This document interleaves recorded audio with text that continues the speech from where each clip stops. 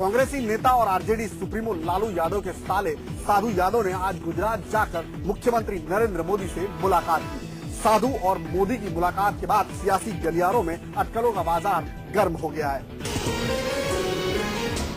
खबर के मुताबिक गुजरात के गांधीनगर में मोदी और साधु यादव के बीच लंबी बातचीत हुई। दोनों नेताओं ने करीब 45 मिनट तक एक दूसरे के साथ बातचीत की। साधु यादव के साथ मोदी ने मुलाकात के दौरान बिहार कांग्रेस के नेता दसई राम भी मौजूद थे। हालांकि साधु यादव ने मोदी के साथ मुलाकात को महज शिष्टाचार बताया है। माना जा रहा है कि 45 मिनट तक मोदी के साथ कांग्रेसी नेताओं की मीटिंग में बिहार के सियासी समीकरण पर चर्चा हुई है। प्रधानमंत्री के लिए किसको ठीक है? नरेंद्र भाई मोदी। देश बचाने वाले, गरजने वाला आदमी चाहिए, बरसने वाला आदमी चाहिए। तो नरेंद्र भाई मोदी में ये गरज भी है, बरस भी है और काम भी है। तो देश बचाने में आप उनका साथ नहीं? बिल्कुल, देश बचाने के लिए हम लोग एक हैं। लालू के साले साधु यादव पहले आरजेडी से विधायक थे, लेकिन पिछले विधानसभा चुनाव से पहले साधु ने कांग्रेस का दामन थाम लिया था। लेकिन अब लगता है साधु यादव बीजेपी में अपना घर तलाश रहे हैं। डॉलर के मुकाबले रुपए में गिरावट और विदेशी बाजार में मंदी की खबर ने शेयर बाजार में कोहराम मचा दिया। सेंसेक्स 769 अंक की भारी गिरावट के साथ बंद हुआ। शेयर बाजार के लिए आज का दिन ब्लैक फ्राइडे साबित हुआ। गिरावट के साथ खुले बाजार में आज भूचाल आ गया।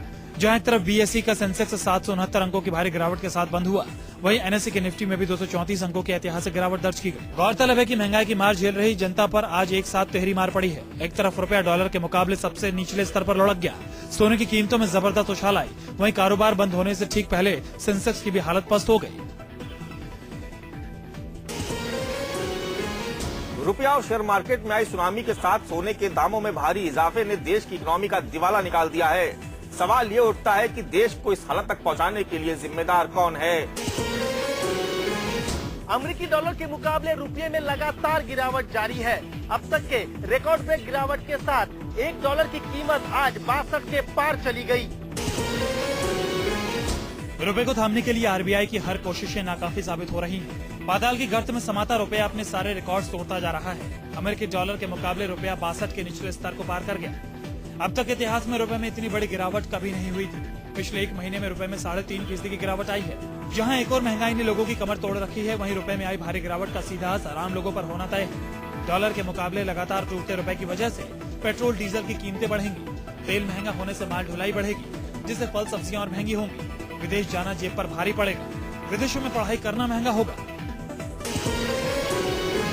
लगातार टूटते रुपये ने सरकार की चिंता बढ़ा दी है।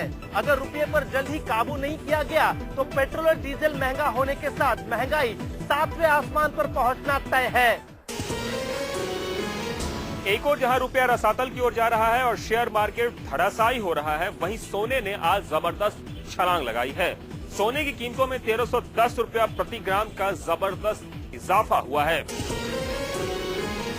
एक तरफ जहां रुपया गर्त में जाने को उतारू है, वहीं सोना और लाल होता जा रहा है। त्योहारों के मौसम से पहले ही सर्राफा बाजार में सोना आग उगल रहा है। 2 साल में सबसे अधिक 1310 रुपए की बढ़त के साथ 31,010 रुपए प्रति 10 ग्राम पर पहुंच गया है। सोने की कीमतों में उछाल के पीछे त्योहारों से पहले बढ़ती मांग और रुपए में जारी गिरावट को भी जिम्मेदार माना जा रहा है।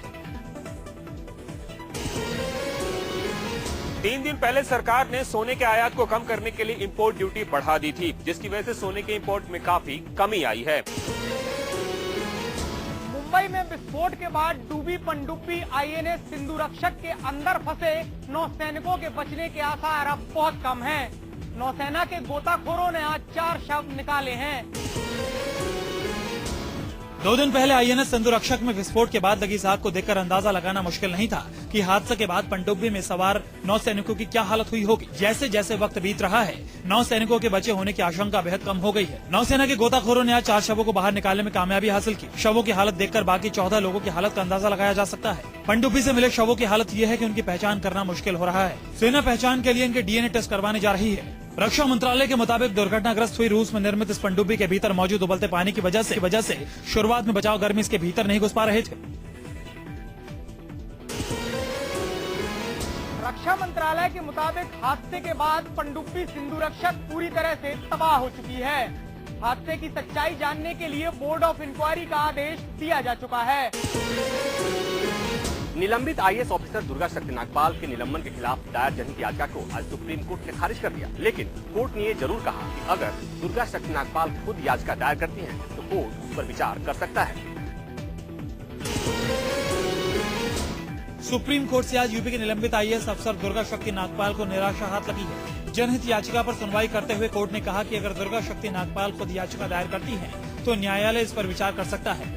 कोर्ट ने कहा कि आईएएस दुर्गा शक्ति खुद अपना मामला देख सकती हैं और इस निलंबन आदेश के खिलाफ वो अदालत सहित सभी प्राधिकारियों से गुहार लगा सकती हैं। वहीं दलित चिंतक कमल भारती के फेसबुक पर कमेंट मामले में सुप्रीम कोर्ट ने यूपी की अखिलेश सरकार को नोटिस जारी किया है। भारती ने फेसबुक पर दुर्गा शक्ति नागपाल के निलंबन मामले में अखिलेश सरकार पर कमेंट लिखा था।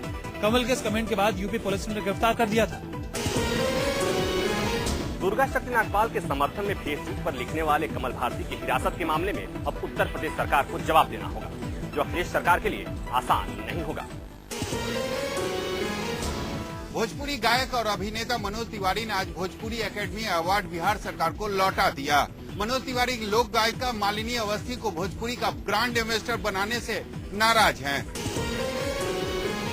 बिहार में अवधि लोक गायिका मालिनी अवस्थी को बिहार भोजपुरी एकेडमी का ब्रांड एम्बेसडर बनाए जाने को लेकर बवाल खड़ा हो गया है। बिहार एकेडमी का ब्रांड एम्बेसडर बनाए जाने से नाराज मनोज तिवारी का कहना है कि अवधि गायिका मालिनी अवस्थी को किस आधार पर ब्रांड एम्बेसडर बनाया गया है। उनका कहना है कि शारदा सिन्हा, भरत शर्मा, रवि किशन जैसे कई ऐसे नाम हैं जिन्होंने भोजपुरी का नाम रोशन किया है। उन सबको नजरअंदाज करके अवधि भाषा की लोक गायिका मालिनी अवस्थी को क्यों भोजपुरी सम्मान दिया गया है। मनोज तिवारी के साथ भरत शर्मा ने भी अपना भोजपुरी एकेडमी सम्मान वापस कर दिया। गौरतलब है कि भोजपुरी एकेडमी भोजपुरी भाषा के विकास के लिए बिहार में एक संस्था बनाई गई है।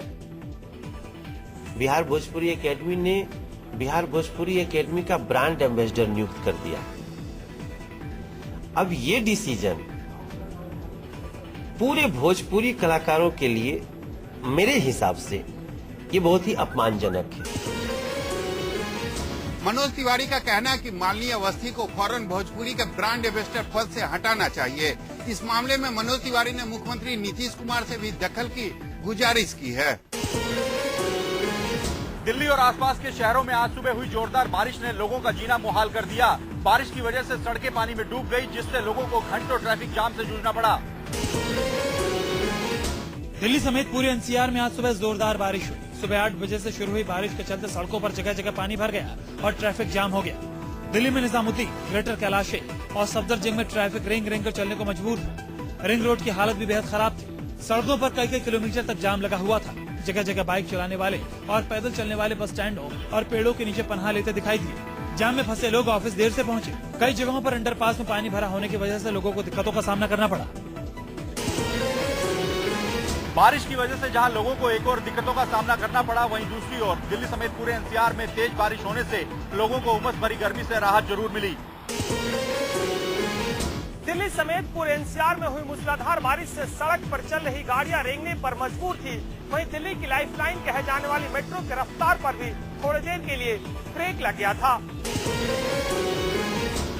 सुबह हुई तेज बारिश ने आज दिल्ली का सिस्टम बिगाड़ दिया। बारिश का असर मेट्रो सेवा पर भी पड़ा। बारिश की वजह से मेट्रो सुबह से ही अलग अलग रूटों पर रुक रुक कर चल रही थी। इस बीच द्वारका वैशाली रूट पर ओवरहेड वायर में खराबी आ गई। करीब 2 बजे के आसपास इस लाइन पर मेट्रो सेवा सामान्य हो पाई। खराबी के कारण ट्रेनों की 3 लूप में चलाया गया।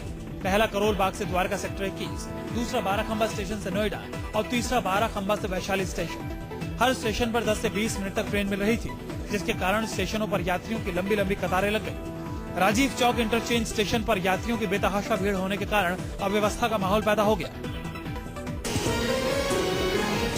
मेट्रो ट्रेनों को देरी से चलने के कारण लोगों को काफी दिक्कतों का सामना करना पड़ा। सबसे ज्यादा परेशानी लोगों को सही सूचना न मिलने की वजह से हुई। बारिश और बाढ़ की मार से परेशान है पूरा देश। जम्मू कश्मीर के श्रीनगर और पुंछ इलाके में रुक रुक कर हो रही बारिश ने झेलम नदी का जल स्तर बढ़ा दिया है। श्रीनगर और आसपास के इलाकों में लगातार बारिश की वजह से झेलम नदी का जलस्तर खतरे के निशान के पास है। बाढ़ का अलर्ट जारी कर दिया गया है और लोग डरे हुए हैं। कई घर पूरी तरह से टूट चुके हैं, सड़कें पानी से डूब चुकी हैं और लोग मिलकर इस मुश्किल से लड़ने में जुटे हुए हैं। हालांकि प्रशासन भी राहत बचाव कार्य में लगा हुआ है, लेकिन लोगों की शिकायत है कि मुश्किल हालातों में जिस तरह से काम होना चाहिए वो नहीं हो रहा। पुंछ में भी हालात कुछ ऐसे ही हैं। लोग सैलाब में बुरी तरह फंस चुके हैं और सेना के जवान उन्हें मौत के मुंह से बाहर निकालने की कोशिश में जुटे हुए हैं। कई इलाकों में लोग 7-8 दिनों से कुदरत की मार झेलने को मजबूर हैं। पुंछ और रामगढ़ में पिछले कुछ दिनों से हो रही भारी बारिश से नदियां उफान पर हैं। बाढ़ के पानी ने खेतों में खड़ी फसल को नुकसान पहुंचाया है। कुदरत के कहर ने सीमा पर भी हाहाकार मचा रखा है। लगातार हो रही बारिश से घुसपैठ का खतरा बढ़ गया है, लेकिन बीएसएफ के जवान लगातार सीमा की रक्षा में लगे हुए हैं। गुजरात में अहमदाबाद क्राइम ब्रांच के हत्थे चढ़ा है 111 जुआरियों का एक बड़ा गिरोह। पुलिस ने इन सभी के पास से लाखों रुपए नकदी भी बरामद किया है।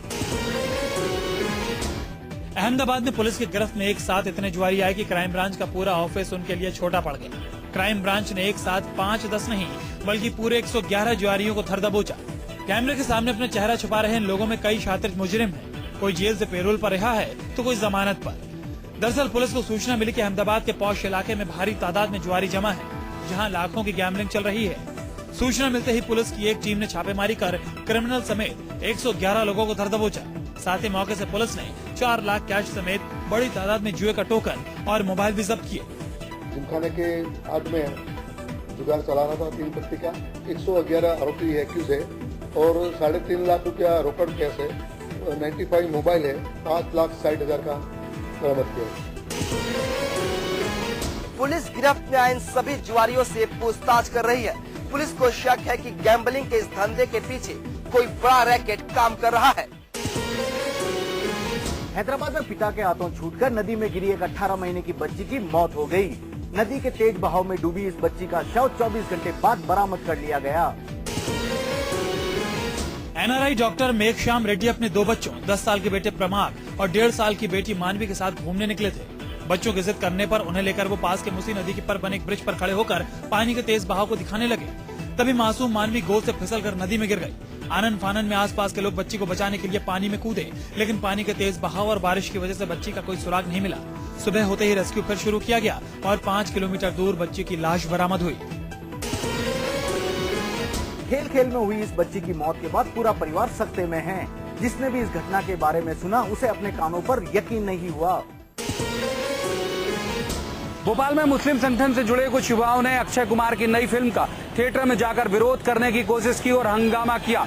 युवाओं ने थिएटर के बाहर की दुकानों को भी जबरदस्ती बंद कराने की कोशिश की। भोपाल की ज्योति सिनेप्लेक्स में हंगामा करते ये मुस्लिम संगठन आज दोपहर पहुंचा अपना विरोध दर्ज करवाने। ये लोग once upon a time in Mumbai दोबारा फिल्म में कुछ शब्दों के इस्तेमाल से नाराज हैं। थिएटर पहुंचे ये लोग पोस्टर फाड़ने लगे। इनका कहना है कि इस फिल्म में उनके पवित्र शब्द का गलत तरीके से इस्तेमाल किया गया है। युवाओं ने भारी हंगामा किया, थिएटर की दुकानों को जबरन बंद करवाया और हॉल में घुसने की कोशिश की गई। बाद में पुलिस ने आकर स्थिति को काबू किया। पुलिस का कहना था कि बिना सूचना इस तरह के विरोध करने की इजाजत किसी भी संगठन को नहीं दी जा सकती। ये किसी भी सूरत में बर्दाश्त नहीं किया जाए। किसी को कोई विचार व्यक्त करना है, विरोध करना है, उसके तरीके होते शांतिपूर्ण और सूचना देके। गुस्से में पोस्टर फाड़ रहे और हंगामा कर रहे लोगों का आरोप था कि इस फिल्म के एक गाने में उनकी धार्मिक भावनाओं को चोट पहुंचाई है, इसी वजह से वो विरोध कर रहे हैं। हालांकि बाद में पुलिस ने आकर स्थिति को काबू में कर लिया। बिहार में फिर सामने आया मिड डे मील में गड़बड़ी का बड़ा मामला। बिहार के वैशाली में मिड डे मील खाने से 40 बच्चे बीमार हो गए। बीमार बच्चों को अस्पताल में भर्ती करा दिया गया है। ये सभी बच्चे रमदाहा मध्य विद्यालय के हैं। सभी बच्चों को उल्टी और दस्त की शिकायत के बाद अस्पताल में भर्ती कराया गया। दिन में सभी बच्चों को स्कूल में मिड डे मील में खिचड़ी खाने के लिए दी गई थी। खाने के बाद अचानक बच्चों के पेट में दर्द और उल्टी की शिकायत हुई। करीब 40 बच्चों की तबीयत खराब होने के बाद 22 बच्चों को हाजीपुर सदर अस्पताल भेजा गया। परिजनों का कहना है कि चावल में सल्फास डला हुआ था, जिसके कारण बच्चों की हालत खराब हुई। कि बिहार सरकार इसके ऊपर उनके अपने बयान दे कि पिछले इंसिडेंट से आज तक उनका जांच अभी तक खत्म भी नहीं हुआ। ऐसे बच्चे और उनके माँ बाप का क्या भरोसा बिहार सरकार दिला सकते हैं, इसके ऊपर बिहार सरकार उनके अपने स्टेटमेंट दे, बयान दे। छात्रों के परिजनों के गुस्से को देखते हुए अस्पताल से सारे टीचर नादारद हो गए। हालांकि डॉक्टरों ने बच्चों की स्थिति खतरे से बाहर बताई है।